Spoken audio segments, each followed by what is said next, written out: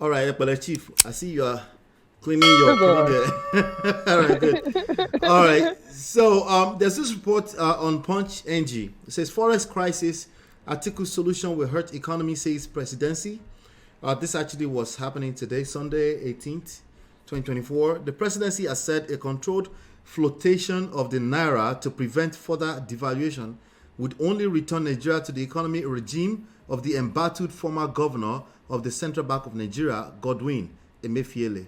He said the policy, which saw about $1.5 billion spent monthly to shore up the Naira, fueled financial malpractices such as arbitrage, which hurt the economy. The special advisor to the president on information and strategy, Mr. Bayo Ononuga, made this assertion in a statement he signed on Sunday titled, "Once again, former Vice President Atiku Abubakar got it wrong."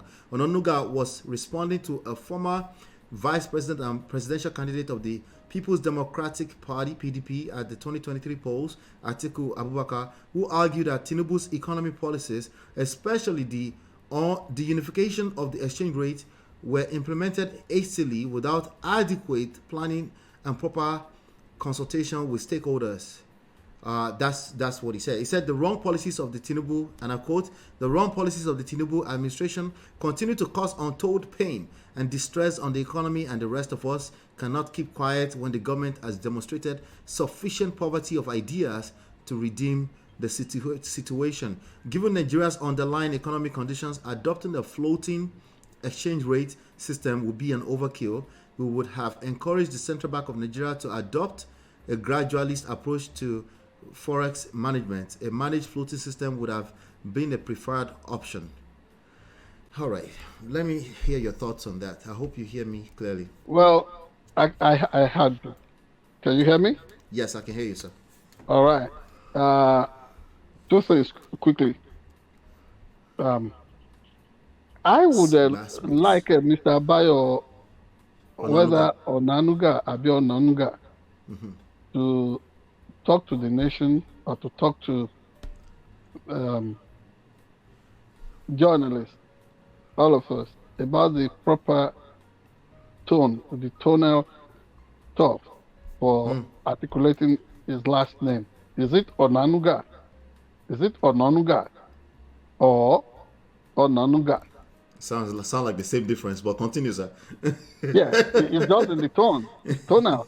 That is Yoruba. It's almost like you're striking that musical note. Onanuga. That sounds... Onanuga. Onanuga. That would sound more like Abamondo. Onanuga. But this man is from Ogun State, so it depends. Onanuga. But I would suspect that the correct pronunciation would be Onanuga. But okay. Don't let us dissipate too much energy on the proper pronunciation of his name. Now, I find it oxymoronic to talk of controlled flotation. Controlled flotation. Controlled. Controlled. Then you float. Controlled flotation. That's right. You want to control the Naira, it therefore means that you want to peg the exchange rate. You want it to float. Oh, free fall.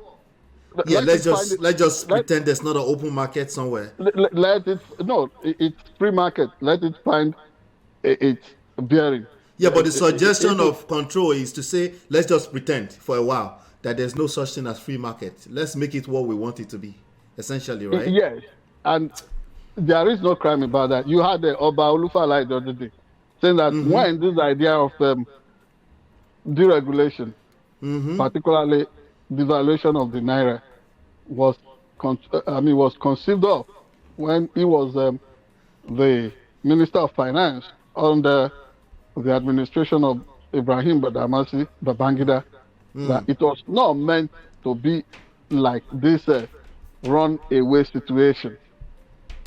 This one has really gone out of control. This is really crazy. It is loony. Now, nobody can rein the Naira in easily. Yeah. The way it's going, this free fall, it may hit 2,000 or 2,500 Naira. But there's a bottom somewhere. There's a bottom. Where's the bottom? That is what we don't know. So you want to control it, you will bring it back, rebase it, and just say this is the value. After all, when the naira was first introduced with the withdrawal of the whole pound note that Nigeria was used to, that was the way they did it. So nothing says that this cannot again be done somehow, but making sure that it is supported by domestic production, manufacturing, agricultural involvement, making sure that the leakages in terms of crude oil prospecting and sales, those leakages, that they are blocked effectively, and then to let us know what accrues to the country in terms of sectoral revenues. These are, these are the issues that are involved, and thank God that they can tackle Atiku the way they have done. But we have seen the result of their own suggestions. We have seen the. You mean of the Tinubu administration? Yes. What has not been put to test is the Atiku suggestion. I do not know if. So Atiku. So let me get this straight, because my comprehension is not as good as yours.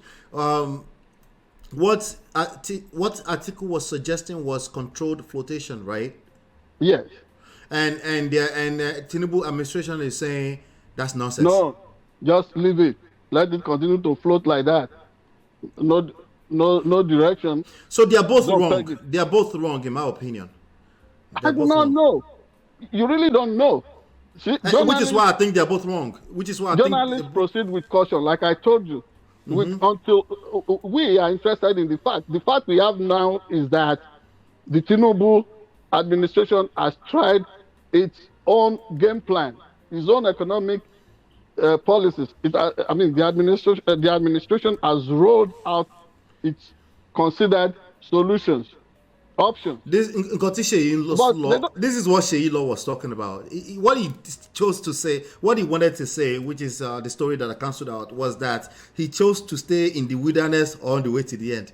Well, how many months are we in that we're saying that Tinubu's administrations and his policies and his ideas have been tested? In what capacity? What do we mean by it's been tested? Already, see, these guys came into power more than 7 months ago. In a few months' time, they would have been 1 year old in office. If somebody is going to go crazy, even 1 day is enough to let everybody see the demonstration. No, they have to be. Don't get me wrong. They have to be held accountable. Don't get me wrong. And that is what we are doing. Okay. So what I'm saying is that they have tried their own tricks. They brought their tricks out of the bag. And is it working well for everybody? Everybody is mourning. Everybody is groaning. And everybody, look at Labour saying that this is not the inflation rate, the devaluation of the naira, and the performance of the economy is not commensurate with the money, the quantum of money available to the average Nigerian citizen. And that something would have to be done urgently. And remember, some labor leaders suggesting that the way things are going, 1 million naira would not even be enough as minimum wage for the average Nigerian worker. Yeah. So that's if you keep counting it in naira. That's the problem. In the present day naira. Well, people have also told us that it is criminal and almost inconceivable to want to dollarize Nigeria's economy. So what we know is the naira. They should value it properly. They should stimulate production in all facets, not just crude oil prospecting without considering the hazard for the environment. They should look at, if they are saying Nigeria will not consider the option of importation at this moment. What is the option? You want people to go to the farm and be more, pay more attention to agricultural productivity. Have you put in place that security arrangement that will guarantee the safety of the average Nigerian farmer? I've told you my personal experience, how my farm manager was almost killed. You have seen the troubles that the average farmer in Ayede Ogbese, the average farmer there, the trouble he or she faces. Are they ready to make sure that what's it called? Cows ranging free do not destroy farmlands?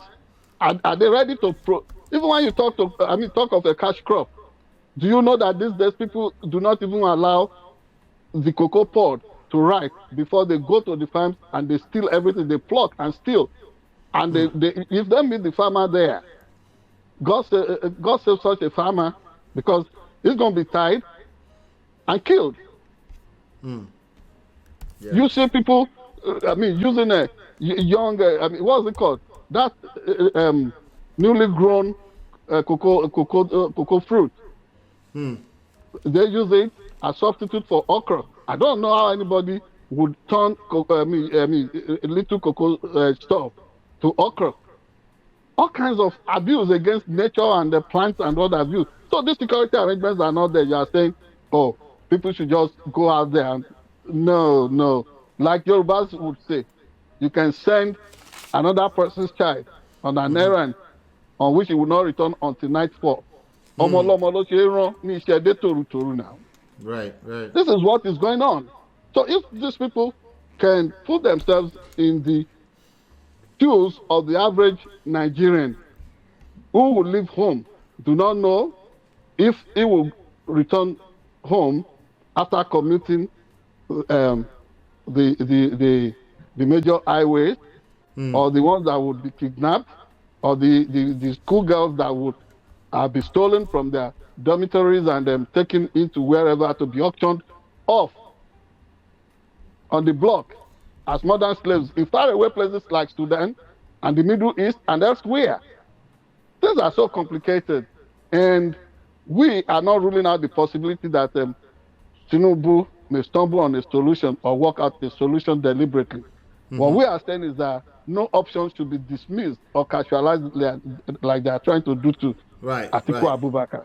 Right. That's better. That's more appropriately put. It's not that they're both wrong. It's just that there's so much more to this conversation. Everything should be on the table. Than Gbasgbos just to capture political, this. Yes. They're just making noise for no reason. Yeah, theatrics, exactly. Cacophony.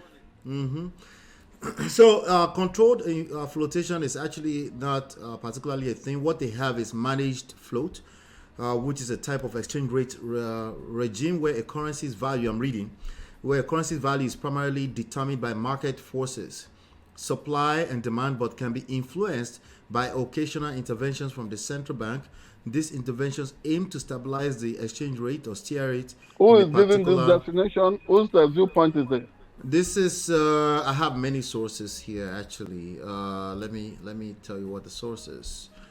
The source, I can't see the source right now. Sorry, it's just pulling it from encyclopedia and stuff. All right. That's incredible as well. Right. So they also have the dirty float. This is another term for a managed float. It emphasizes the fact that the exchange rate is not entirely clean. So across the world, everywhere in the world, obviously from the two definitions you have just highlighted, you don't think what they have now is dirty float? No, I don't know that.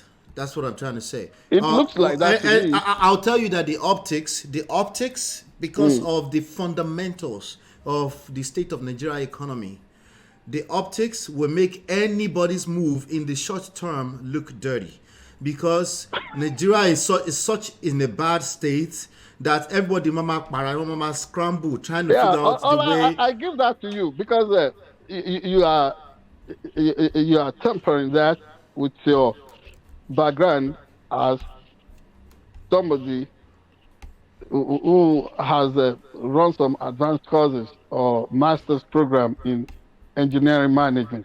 So I give that to you. But the truth of the matter is that it would look to me like what we have going on with Let them just put everything on the table, but it looks like this is dirty flotation. Okay, so they need to do something. They need to use more reorientation of an average Nigerian mind, and that takes a lot of patience. And I don't think an average politician is set up that way because So, they've overpromised themselves into a yes, hole. and how do they do that in a system that has destroyed public education? So, reorientation of the mind. You know how many children are out of school right now? Over 2 point something I million. don't even want to know, I but mean, that's over 20 that's point scary. something million all over Nigeria, in some states, as high as 2 point something million. So, reorientation does not come cheap. They must equip the public You're schools, right. It doesn't come cheap. making sure good money is put to health and public workers and people in the private sector as well are given proper wages. Now, they are talking of a marketing board, marketing board. One last word on that before we close today. This marketing board that they are mentioning, anybody would think they did fantastically well. No, they did not. Loriro. No, they did not. My father, your grandfather, was a big farmer. You know how many cocoa plantations he ran, he had. How much was he making from that? The people that were making the money were the managers. So corrupt in those days at the marketing boards. Yes, all the money would leave from the cocoa farm in Ayede Ogbese, from Idonre, from everywhere would empty to the pockets of privileged elites in Lagos and Ibadan. And thanks to the memory of a former military vice president, um, remember Mike Ohai Ahigbe, who later became the governor of Ondo State. He did so He much was. He to was crack. military vice president. He was. Yes, he was a vice president to, I think, uh, Abdusalami Abubakar. Oh, okay. Yes. Yes. I think so. You're right. You're right. Yes. And thanks to him, when he was governor of Ondo State, he contributed so much sweat, blood, tears, and toil to tear the nonsense apart, to tear it down. So if people are now uh, becoming so nostalgic about what they hardly understand, I think it's a pity and it's a shame. Those people were just exploiting the farmers in those days. Everybody was working for them. If, of course, they would bring it back to make sure that money realized will go into education and social infrastructures, so be it. But to enrich some people like they did in those days, no, no, no. We don't want slavery anymore. We don't want economic subjugation anymore. People like ordinary folks in Nigeria will not be working on the farm, baboon they work, monkey they shop am. It won't happen anymore. Thank you very much. Absolutely. Thank you so much. Uh, anyway, just to finish this session today, uh, we need to be clear about this. This is February 2022. Official number $1 was $419. Can you believe that? 2022. By February 2024, we're at $1,500, 1,500, 1,600, somewhere between that. It's fluctuating, but so that goes to tell you how bad things are. And for me personally, it's very simple. As long as Nigeria is buying more than they are selling to the rest of the world, this problem is going to loom until they hit rock bottom, no matter how much they try to control. Control is part of life. Sometimes you have to control things for short-term gain, but they need to have a plan for long-term gains. And they need to spread that out to the general public to also sow some seeds of hope into the people, because if people feel confident in the future, the economy will thrive. They will get to work. But right now, like you were saying earlier on, everything looks very dirty. And if it was Atiku that was in that office, it will still look dirty too. Mm-hmm.